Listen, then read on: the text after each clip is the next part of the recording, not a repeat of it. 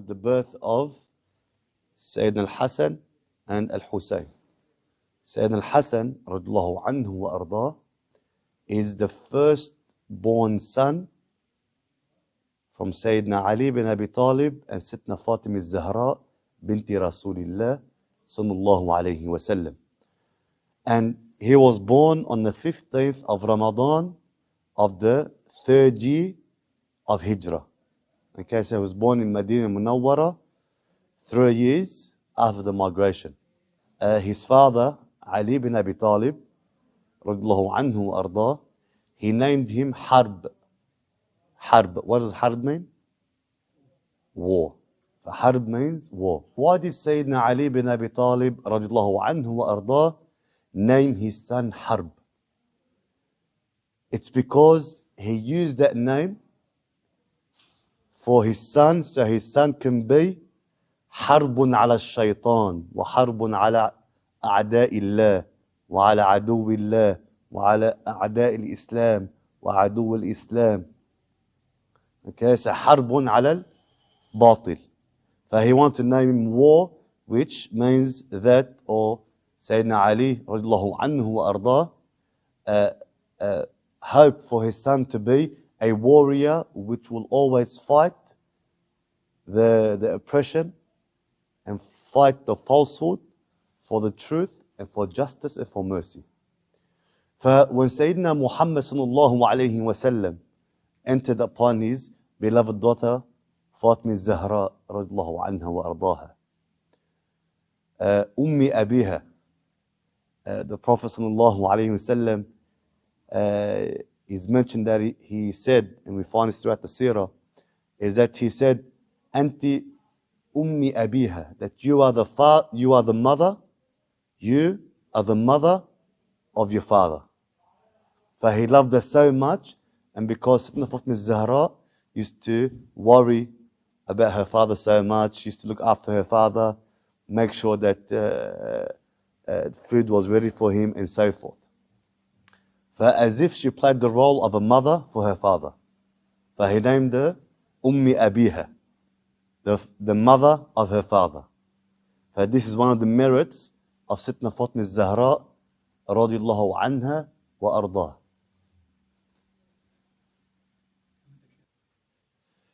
When the Prophet sallallahu alayhi wa sallam, or when she will enter to visit him sallallahu alayhi wa sallam, if he's sitting down, he will always get up for her. And he will always kiss her on the forehead. When he visited Sayyidina Fatima al-Zahra after she gave birth to Sayyidina al-Hasan, he said, Ya Ali, what did you name him? He said, Harb. As well, this gives us an understanding that it is permissible for one to name their child the same day the child is born. Because Sayyidina Ali ibn Abi Taalib named his son Harb straight away. So because Sayyidina Ali done this, and the Prophet did not negate the fact that what he done was wrong, nor did he reprimand Sayyidina Ali for naming him too early. Okay? So naming the child before it comes out or after it's born is not a problem. They're both known as the Sunnah. Okay? Prophet said, no, but his name is al-Hasan. And Hasan is from the word ihsan. Hasan can mean many positive wordings. It could mean good, it could mean better, and it could mean beautiful, and so forth. As we know, ahsan al-wajh, the best of all faces, or ahsan al-sawt, the best of all voices, and so forth. 1 year later, in the 3rd of Sha'ban, in the 4th year of the Hijrah, so 1 year after, to be more precise, it was maybe 10 months after, Allahu A'lam, more or less. Allah subhanahu wa ta'ala blessed Sayyidina Fatima al-Zahra, and he was named automatically by his father Ali ibn Abi Taalib al-Husain. Al-Husain is Tazghir al-Hasan. So al-Hasan is the big good, Al-Husain, the year here gives it tasghir, the little Hassan. Okay? The little Hassan. فسيدنا علي رضي الله عنه named him Al-Husain straight away. We don't want to take too much of your time. We'll go quickly.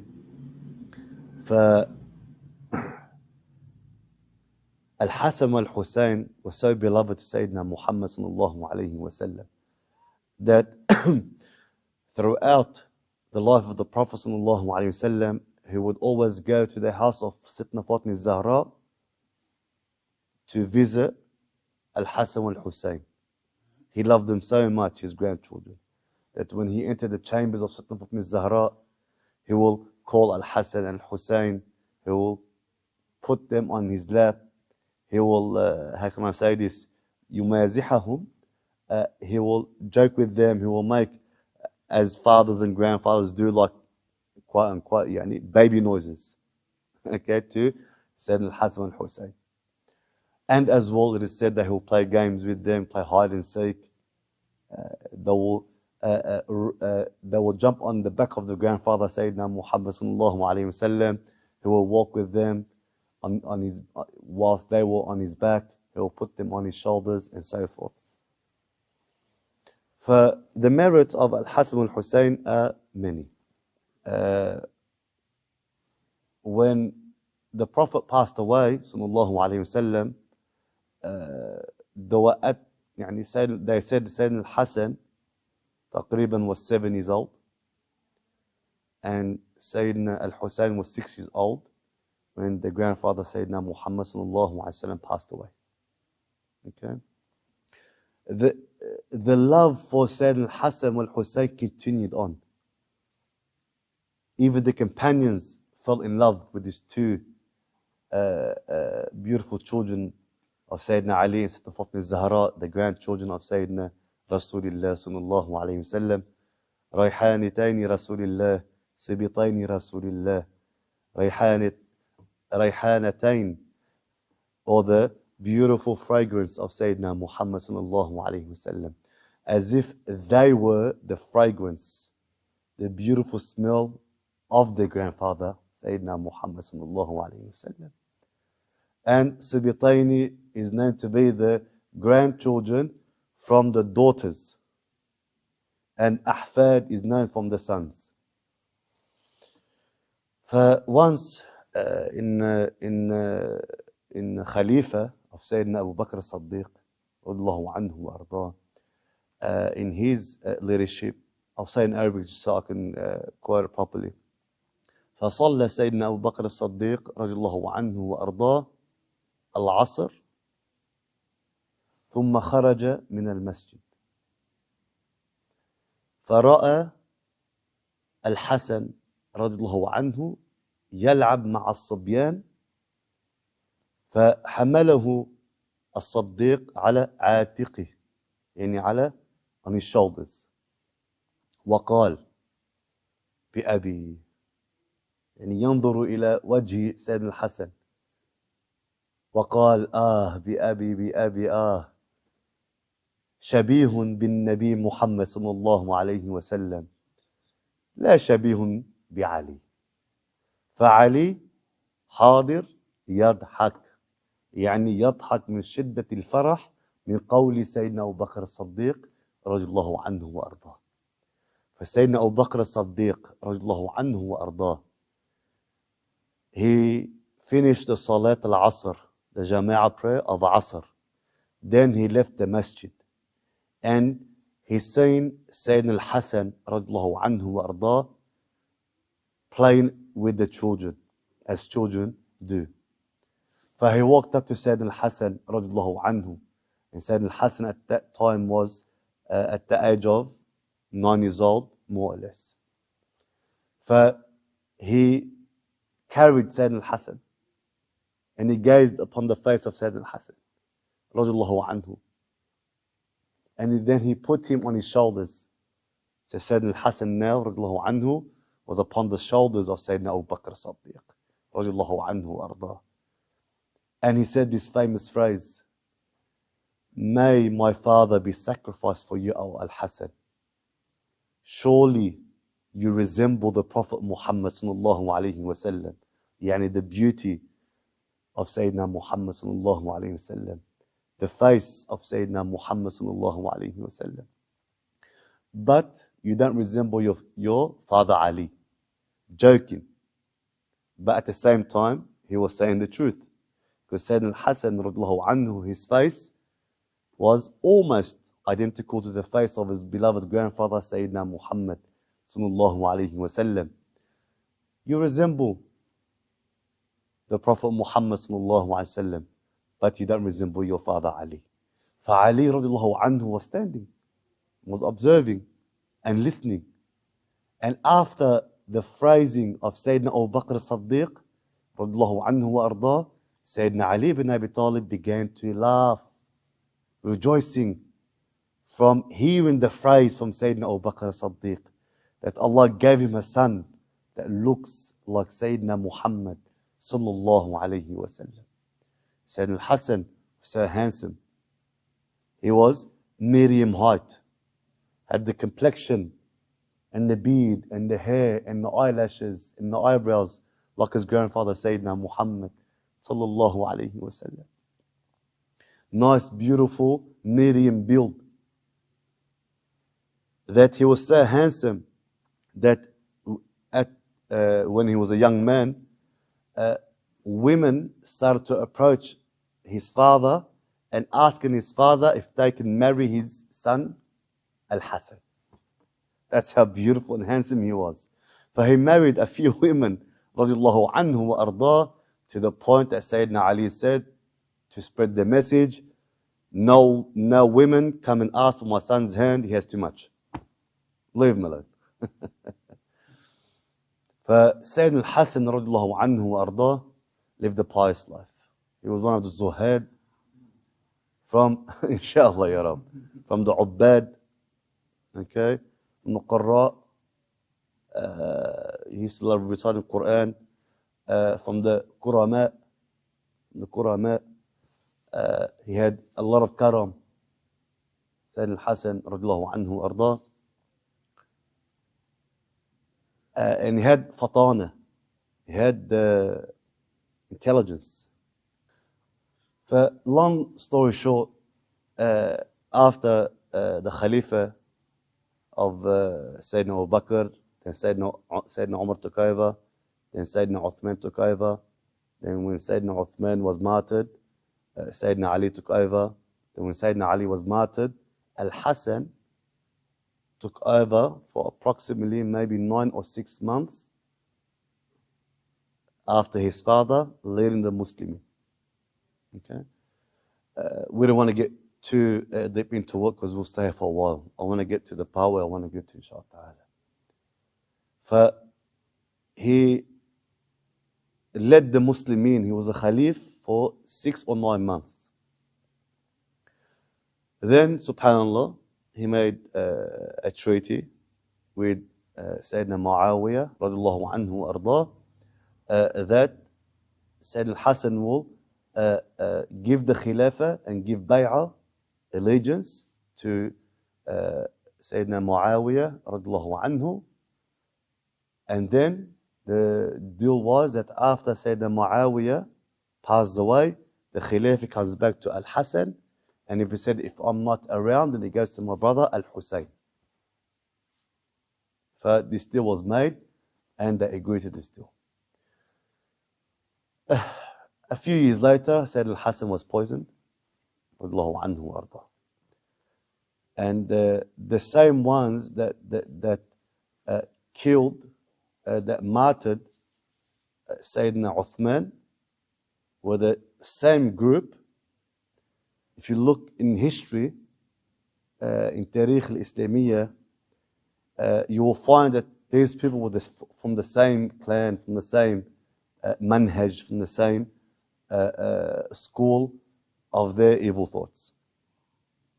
They wanted power and they wanted to rule. That's all they were thinking about. That's all they wanted. They didn't want the maslahah of the ummah. They didn't want the goodness for the nation of Sayyidina Rasulullah. Their greed wanted them to rule, and that's it. And from them as well, derived from the people known to be as well from Kufa, who plotted a plan for many years, and then they eventually martyred. They eventually killed Sayyidina Uthman, radiallahu anhu wa ardah. And they're the same people from the same clan that betrayed Sayyidina Ali ibn Abi Taalib, radiallahu anhu wa ardah. Okay? A man by the name of Abdul Rahman, I forgot subhanAllah, his laqab, but he is from Kufa as well, and he's the one that came from behind Sayyidina Ali ibn Abi Taalib and hit him with the sword on the head. By the time Sayyidina Ali turned around, the wound was too great. Because Sayyidina Rasulullah said, sallallahu alayhi wasallam, that no one will face you one-on-one, Ya Ali, except that you will overpower them. So everyone knew this. Everyone knew the phrasing of Sayyidina Rasulullah sallallahu alayhi wasallam about Sayyidina Ali radiallahu anhu wa ardah. Sayyidina Ali died from that wound, from that injury. And that blade as well was poisoned. Okay, and that man was killed by Sayyidina al-Hasan and al-Husain that took revenge, alhamdulillah. Because the father said, a sword blow for a sword blow. The same ones from the same followers, it was said they poisoned Sayyidina al-Hasan. And subhanallah, we'll get to the story. They'll be the same ones repeating their evil actions with Sayyidina al-Husain. Sayyidina al-Husain radiallahu anhu wa ardah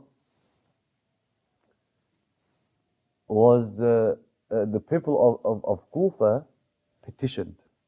They said, we would rather someone that we love, that we want to rule us in Iraq, in Kufa. Letters started to reach Mecca and Medina that we want Sayyidina al-Husain. We want al-Husain radiallahu anhu to take leadership, and we will give him bay'ah. Sayyidina al-Husain radiallahu anhu wa ardah, and here footnote, there is one sect that love Ahlul Bayt to the point that they give them ranks that Allah did not give them. Okay? Or did the Prophet give them? They say all the Imams know ilm al-ghayb. They know the unseen. Okay? The Ithnata Ashar. Okay, they believe in 12 Imams, and the 12th one will be the Mahdi. But they say Sayyidina al-Husain was Imam number 3. Okay? Now, if their theory is right, then why didn't Sayyidina al-Husain foresee the future? If they know the unseen. Okay? And this is not degrading Ahlul Bayt. It's actually giving them an amplified station. And they did not say in any form or way, نحن نعلم الغيب. They did not say we know the unseen. But it was a trick of shaitan that came down the grapevines of these people, and they gave that title or that characteristic to the Ahlul Bayt of Sayyidina Rasulullah. If he knew the future, Sayyidina Hussein, would he have went to Kufa? Obvious answer, no. So that proves as well that Sayyidina Hussein and all the Ahlul Bayt, even the awliya, the aqtab, the saints of Allah, do not know the unseen. Even the prophets and messengers of Allah, alayhimus salatu wassalam ajma'in, don't know the unseen except from what Allah shows them. The prophets of Allah. Okay? But no one has the foreseen of the future, okay, from the followers of the prophets. The prophets and messengers have some sense of knowing, and the only time they know is when Allah reveals to them prophecies, reveals to them the future, and so forth. Okay, like the prophecies of our beloved Muhammad sallallahu alaihi wasallam known as Asharat al-Sa'a. He foreseen the prerequisite events that will take place, which will bring in the end of days. Okay?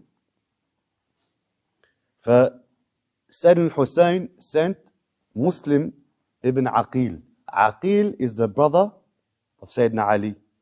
Yani Aqil ibn Abi Taalib.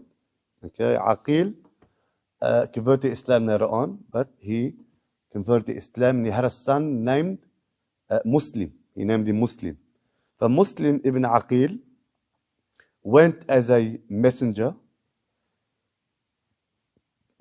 as an observer, to see what's happening with the Muslimin in Kufa. فسيدنا Muslim ibn Aqil went. What happened is a very long story. Okay, they found out, the government at that time, the state of that time, found out that Muslim ibn Aqil is here and he's observing the situation, observing the preparation for the coming of al-Husain. Okay? Within those few days, the state at that time, led by Yazid ibn Muawiyah, and the governor of Yazid was Ibn Ziyad, and he was a young, ruthless governor, and he had no mercy for anyone. All he was thinking about is power. That's what he's thinking about, power. They went to the houses. He sent his workers, his foot soldiers, to the houses, to the people of Kufa, and he said, tell each family, each parent of these young men to discourage them from following al-Husain. And if you do so, you will benefit wealth-wise. The word got around in a few days. The parents started to discourage their children to follow and to give allegiance to Sayyidina Hussein. A day came when they all deserted Sayyidina Muslim ibn Aqil. In reality, they deserted Sayyidina al-Husain ibn Ali radiallahu anhum ajma'in. Muslim want to go back to where? To al-Haramain, to warn Sayyidina Hussein of the deception.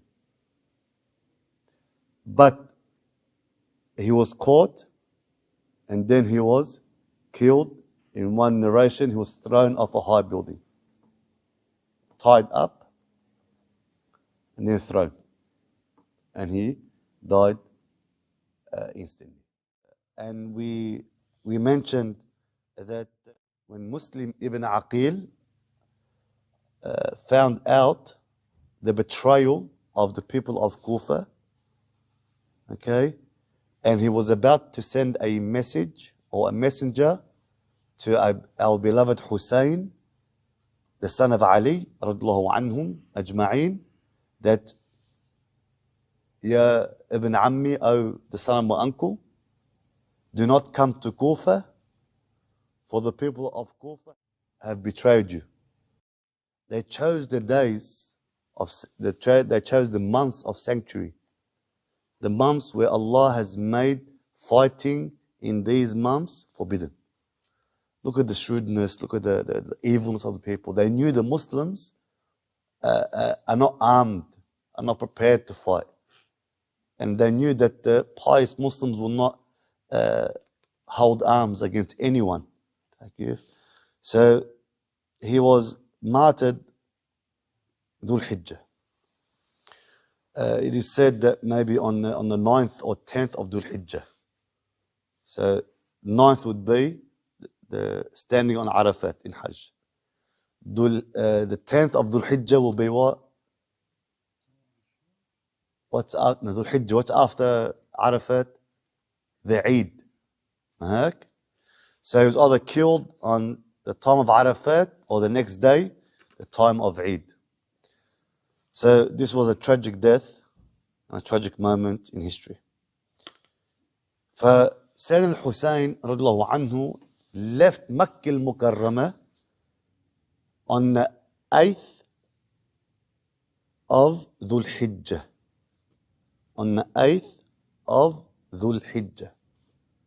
Okay? When he left, the message, by the time it would reach Sayyidina al-Hussein, it would take 2 weeks, 2.5 weeks, for the message or messenger, he left Kufa to go to Mecca or Medina, it would take him 2 or 2.5 weeks. So by the time the message had left Kufa, who was already leaving Mecca, Mukarrama? Sayyidina al-Hussein radiallahu anhu. He took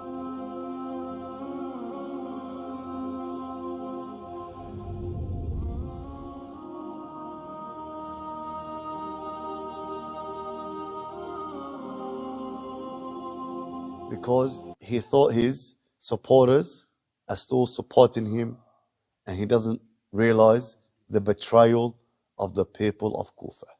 They were sold and bought by the people of Ibn Ziyad.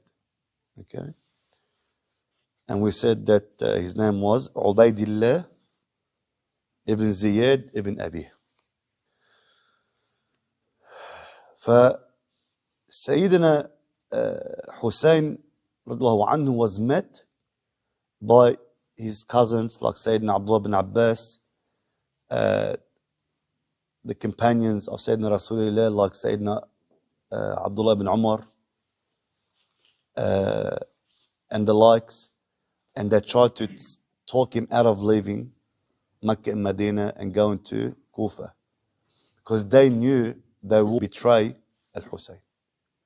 They knew because of what happened to Sayyidina Uthman, of what happened to Sayyidina Ali ibn Abi Taalib. Okay?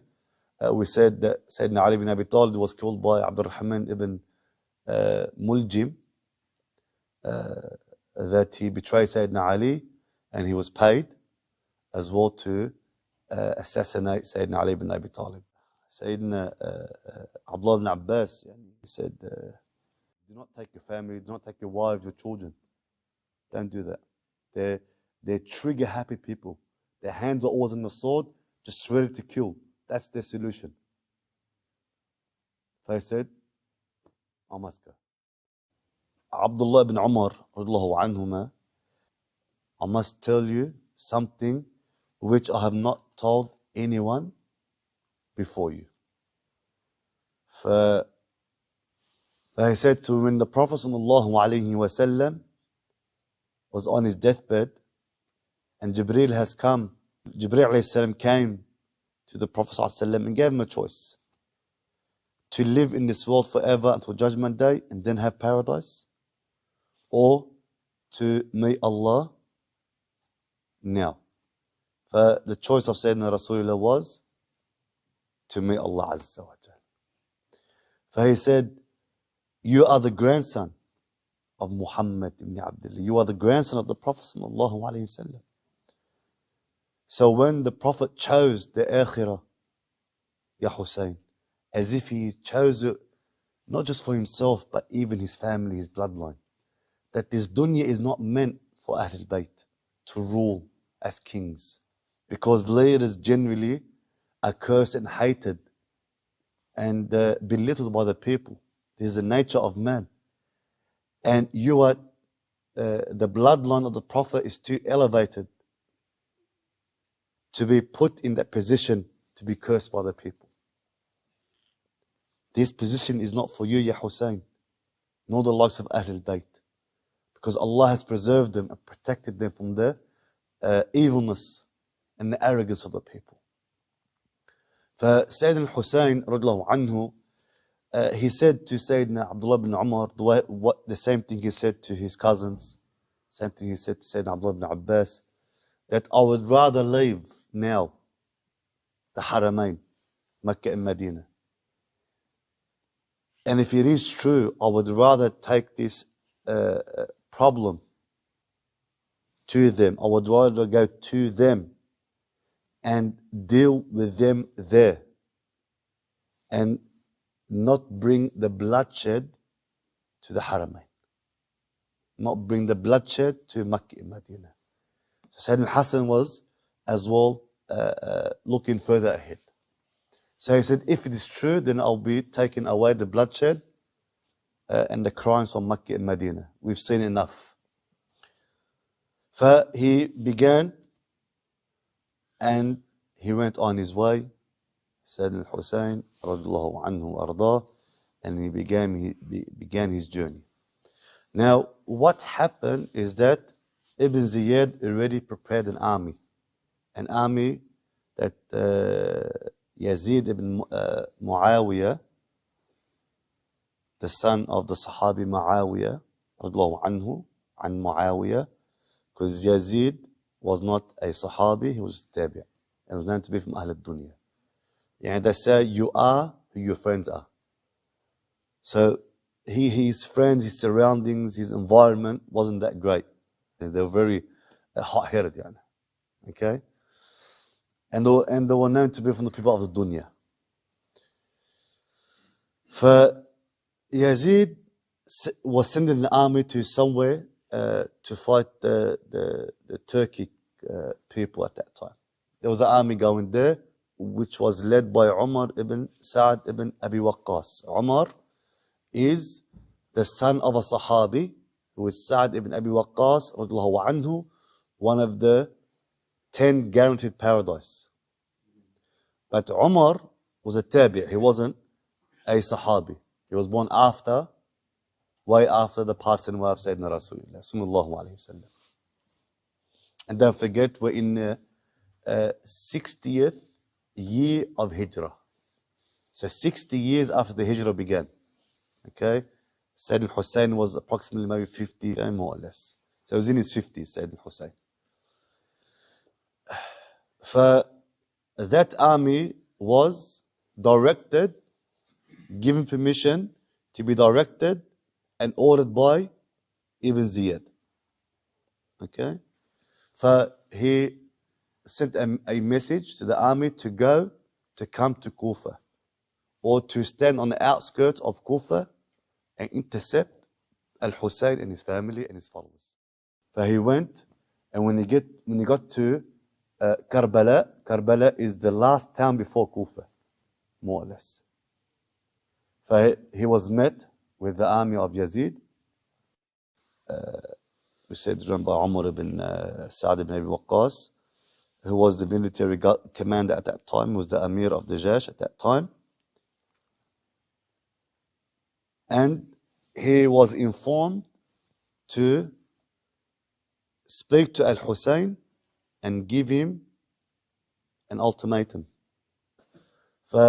He said, Ibn Ziyad says to you that you will only be spared if you give allegiance to Yazid on the hands of Ibn Ziyad. So you give allegiance, bay'ah to Ibn Ziyad, okay? And in one narration, you kiss his hand and you give allegiance to him. Sayyidina al-Hussein, the warrior he is, the brave man he is, he said, I did not give allegiance to the father of Yazid. What makes you think I will give allegiance to the son of Muawiyah? Umar now is reluctant, and he actually loves Ahlul Bayt, but he was still underneath the command of the Khalifa at that time, or the leader at that time. He said, Ya Hussein, please don't make it haram. Don't make it haram. al-Hussein radiallahu anhu now gives him options. Now Hussein now is saying, okay, give me one of these three. Okay? Let me go back to Mecca, since you don't want me here, you don't want me to lead, and since I was betrayed by my own people. And the Kufans, like the people of Kufa, they knew that al-Hussein was, Sayyid al-Hussein now was trapped and underneath the sword. And still, they were so cowardice. They were cowards. They did not even flinch to go and help Sayyid al-Hussein. They knew Sayyid al-Hussein came to a massacre. And still the same ones that gave him, that sent all the letters, hundreds of letters to Sayyidina Hussein, well, we'll give you allegiance, we'll make you victorious. And if you don't come, Ya Hussein, we're never going to pray Salat al-Jumu'ah until you realize, Ya Hussein. Okay? Crying crocodile tears. The reason why they said, we will not pray Salat al-Jumu'ah, because whoever led the people of the town at that time will always give the khutbah. Okay, so they didn't want to pray behind the Umayyads, they didn't want to pray behind the supporters or the followers of Yazid. But they said, we will not pray Jumu'ah until you come. Okay? And they, as if those words, those promises, or those promises were empty promises. Or tell Ibn Ziyad, if he refuses to do this, then take me to Yazid himself in Sham directly, and I will speak to him directly. Because al-Husain and Yazid fought in military campaigns. Yani they fought in some battles together, shoulder on shoulder. Okay? At one stage they were friends, at one stage. As if Sayyidina Hussein is saying that, look, I would rather communicate with Yazid, who understands me and understand him. But who is this man, Ibn Ziyad? I don't know him, nor does he know me. Sayyidina Hussein felt more comfortable to speak with Yazid. Muhim, the third one was, or send me into exile to a far away land, and let me and my family go.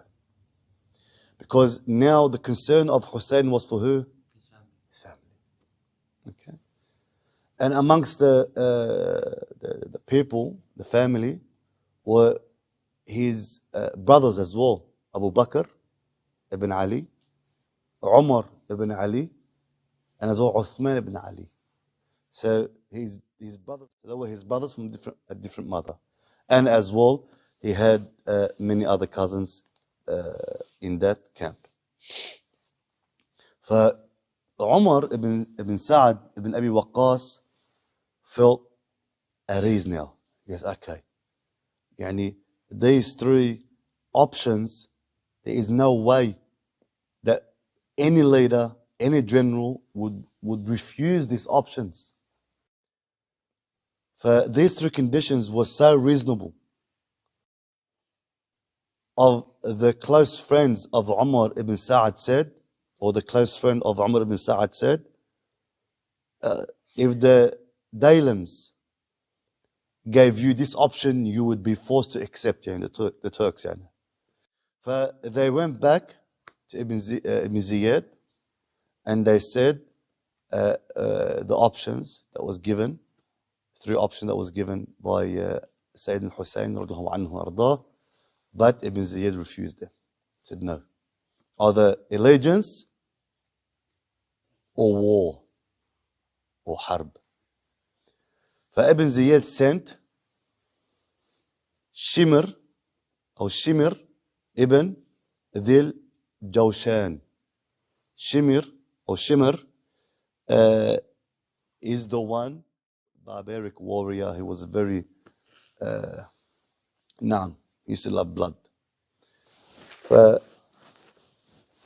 Shimr comes on the 9th of Muharram now. He was sent, okay, by Ibn Ziyad on the 9th of Muharram. So a day before who's killed? Sayyidina Hussein. And he tells him, "O Hussein, you come to Ibn Ziyad or there will be war." Many people on the side of Umar ibn Sa'd, a small group, here when they heard this news, they defected. So a small group from the army of Umar ibn Sa'd, who was basically the army of Yazid, when they heard that now they're waging war against the grandchild of Sayyidina Rasulullah sallallahu alayhi wasallam, they said, no. We will have no part of this. So some ran away and a handful went to the side of who? al-Hussein radiallahu anhu to defend him. But there were only a handful from amongst 4,000 soldiers. And they were saying that these people, they go, we did not come to fight the grandson of the Prophet Muhammad sallallahu alaihi wasallam. That's why they left that part of the army. On the morning of the 10th of Muharram, okay, so Sayyidina Hussein reached Karbala more or less on the 3rd of Muharram. From the 3rd of Muharram to the 9th of Muharram, there were the days of trying to negotiate between Sayyidina Hussein and the people of Ibn Ziyad and Yazid. Okay? So for 6 days there was back and forth with message and messengers. Okay? So on the morning of the 10th of Muharram, okay, they started to charge against Sayyidina Hussein and the ones who were supporting Sayyidina Hussein. It was said out of the 70 members of Sayyidina Hussein, 16 or 17 from Ahl al-Bayt were martyred and slaughtered on the battlefield. And then people were reluctant as well to fight Sayyidina Hussein. Sayyidina Hussein was a tall, muscular built warrior. Don't forget, he was from the bloodline, Sayyidina Rasulullah. Tall, muscular built warrior, an Arab warrior. For when Sayyidina Hussein was being attacked from many sides, the one who caused the final blow, struck the final blow, it was actually Sinan ibn Anas who gave the fatal blow. And he was struck many times, Sayyidina Hussein. Okay, and as his blood was flowing, he started to get weaker. And Sinan came in and he gave the final blow which killed Sayyidina Hussein, and Sayyidina Hussein radiallahu anhu became a martyr. But then something happened which was never witnessed before in Islamic history except that day. Okay? They began to decapitate the head of Sayyidina Hussein. It was known to be Shimr. Okay? That began this decapitation. And he cut the head off Sayyidina Hussein.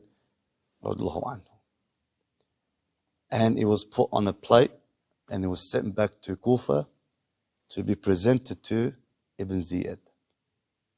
Ibn Ziyad, Ubaidillah ibn Ziyad. Okay? And he took a stick and he started to poke the head of Sayyidina Hussein. And it was very vulgar. It was no mercy.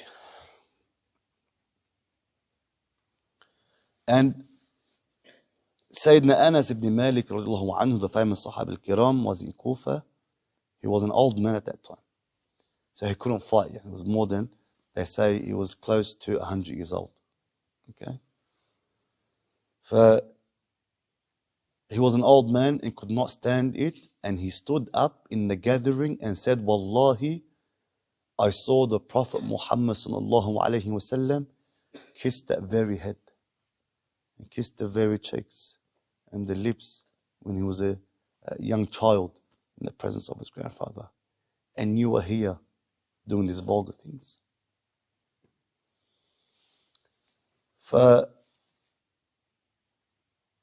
And as well, and we'll stop there, inshallah. But we'll go to the 4 years after the massacre, okay, after the death of Sayyidina Hussein. Okay, so he died on the 10th of Muharram. Sayyidina Hussein was martyred on 10th of Muharram in 61 Hijri.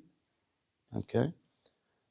For 4 years after that, in 65 after Hijrah, the people of Kufa called themselves Shia to Ali.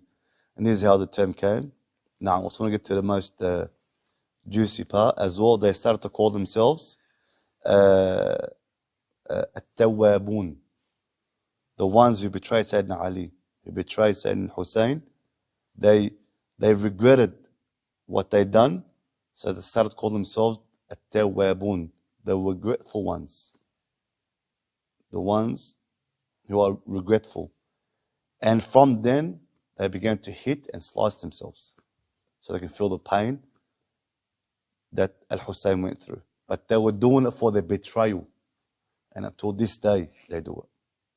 Until this day, they do it. As if they are acknowledging the fact that they did betray Sayyidina Hussein. That no one went to the aid of Sayyidina Hussein for the people of Kufa. So they began to do this act of inflicting punishment to themselves in every 10th of Muharram. For as if Allah is punishing them and punishing their followers, subhanAllah. And some people die from this action. I want to go to, inshallah we'll finish off there, bi'izna ta'ala. The culprit is Ibn Ziyad, right? Ibn Ziyad is the one that mastermind, and he's the one that done everything according to his own thoughts and so forth. Ibn Ziyad, when he was caught, when there was an uprising in the time of Al-Mukhtar, he as well decapitated the head of Ibn Ziyad, a head for a head. But the difference is Sayyidina Hussein received Jannah, received Al-Firdaus, received martyrdom. And Allah says, do not say about the ones who were killed on the battlefield as dead, but they are alive and well, being sustained by Allah Azza wa Jal. But with Ibn Ziyad, it's the opposite effect.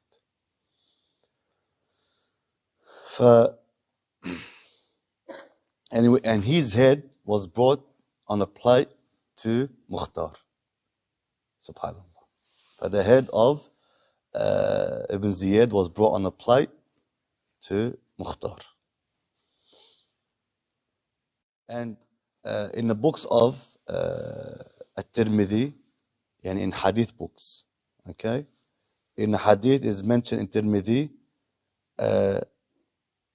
that when the head was brought, the head of Ibn Ziyad was brought in front of the majlis, in front of the gathering, everybody was terrified because out of nowhere a snake came into the gathering and made its way straight into the head and went into the nose and resided in the skull of Ibn Ziyad. And that's one of the tortures that Allah gave him in this dunya before the akhirah. So Allah belittled that head that had the audacity. They had the audacity to poke the head of a blessed man, Sayyidina Hussein. There was payback in this dunya. We would like to mention one hadith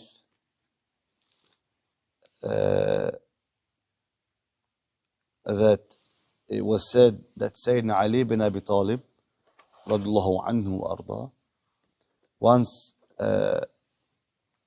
entered upon Sayyidina Rasulullah sallallahu alaihi wasallam, and he seen him crying and crying. And he said, O Messenger of Allah, what makes you cry?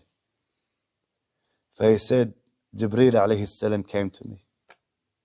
And he said that people from your ummah will murder and kill your grandson, al-Husain, in a place next to the Euphrates River, al-Furat. The hadith continues on and says that Jibreel bring some sand in the place next to the Euphrates River where Sayyidina Hussein will be martyred.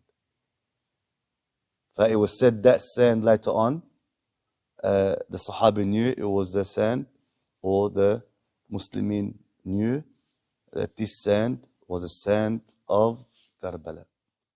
And the only one that survived that massacre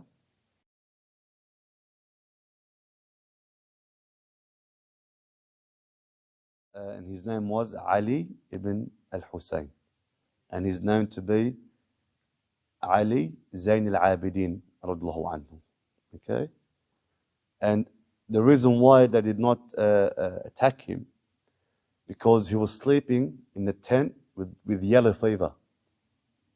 Severe fever that children were known to die from that. There wasn't a cure back then. So they left him. He was just almost on his deathbed. And subhanAllah, that was his najat, that was his safety. That was his salvation, basically. That sickness that Allah gave him. And through Zayn al-Abidin, that's where the Ahl al-Bayt from al-Husain come from. SubhanAllah. And Ahl al-Bayt from Sayyidina al-Hasan are many, because he had many wives, mashallah, okay? Many children. Okay? We do not agree with the massacre. No Sunnah, no Ahl Sunnah agree with the massacre that happened to Sayyidina al-Husain in Karbala. Okay? But the sad thing is, when Ashura is mentioned, now, after the martyrdom of Sayyidina al-Husain, Ashura is always linked now with the martyrdom of Sayyidina al-Husain. So what do we do with this? Okay? Because we know what Ashura is for. We know that Allah subhanahu wa ta'ala on Ashura, the 10th of Muharram, Allah subhanahu wa ta'ala accepted the repentance of Sayyidina Adam alayhi salam. We know on the 10th of Muharram, Allah subhanahu wa ta'ala saved Sayyidina Ibrahim from being burnt in the fire. كوني بردا وسلاما على إبراهيم يا نار كوني بردا وسلاما على إبراهيم. O fire, be cool and peaceful for Abraham. Okay? And as well, Allah subhanahu wa ta'ala saved the people of the ark, okay, from the flood, and allowed the ark of Prophet Noah, Nuh alayhi salam, to rest between the mountains of Judi. Okay, Judi. And as well on 10th of Muharram, Allah subhanahu wa ta'ala saved Prophet Yunus alayhi salam, Jonah, Sahib al-Hut, the Noon. They say Noon is the name of the whale. Allah gave that name to Sayyidina Nuh alayhi salam in the Quran. The Noon, that the owner of the whale, or the companion of the whale. He was placed on the shores, so he exited the belly of the whale on the 10th of Muharram and rested on the shores of Sham. And as well, the most famous one is that on the 10th of Muharram, Allah subhanahu wa ta'ala saved Bani Israel, the children of Israel, on the hands of Sayyidina Musa alayhi salam by splitting the ocean and escaping from the tyrant Pharaoh and his army on the 10th of Muharram. Okay? So that's why we fast and we always thank Allah. They say 10th of Muharram is a day of dua. A day of dua. To the point that there's one narration that on that day, it is said that Allah subhanahu wa ta'ala will be generous to the ones who are generous to his family on the 10th of Muharram. Okay? And as well, whoever fasts that day, Allah will forgive a year worth of sins. Okay? But on this day, what should we do? Then the best thing that we should do is, it is recommended on this day, as well learn about the seerah, the life of Sayyidina Muhammad sallallahu alaihi wasallam and the life of al-Husain. So learn about al-Hasan and al-Husain. It's very tragic. It saddens us. It's very emotional. Okay? But Sayyidina al-Hussein nala al-shahada. Sayyidina al-Hussein became the prince amongst the princes of heaven. He's a prince of the youth of paradise, him in Sayyidina al-Hasan. He nala al-shahada. He received the martyrdom as a gift from Allah Azza wa Jal for his patience.